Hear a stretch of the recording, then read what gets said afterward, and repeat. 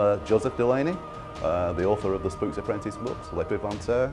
I also have other series, Arena 13, and my latest series, which I'm here to talk about really, is Aberrations.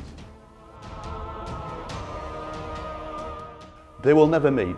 Tom Ward from the Spooks Apprentice will never meet Crafty from Aberrations, but geographically it is the same world. We are based in Lancashire, which is north of England, with the same towns in, Preston, Lancaster, but they are different worlds. Yeah.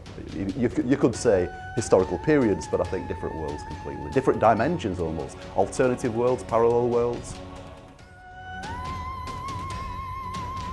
Preston, because I was born in Preston, and it all starts 70 years before the book begins, before the narrative begins. I lived in a house called Number 1, Water Lane. It's a little terraced house, cobbled street. I decided it will begin there. And that house was also the inspiration for the Spooks Apprentice to a certain extent, because in the Spooks Apprentice there is a cellar scene.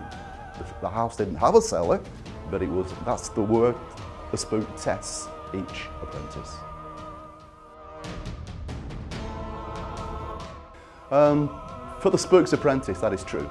I mean, the folk tales were influential because in Lancashire we've got boggarts, we've got witches, we've got certain ghosts, but it is not true for Aberrations. In Aberrations, it is not based on any particular folk tale. It's just the concept of a zone which gradually expands and changes people, kills people.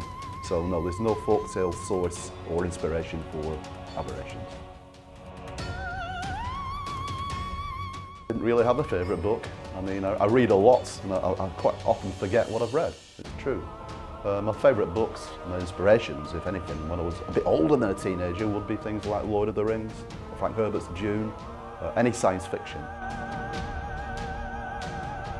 My own character will be John Gregory, the spook, and he might well give me a lot more ideas for my book, really, but I'd like to follow him around, preferably in daylight.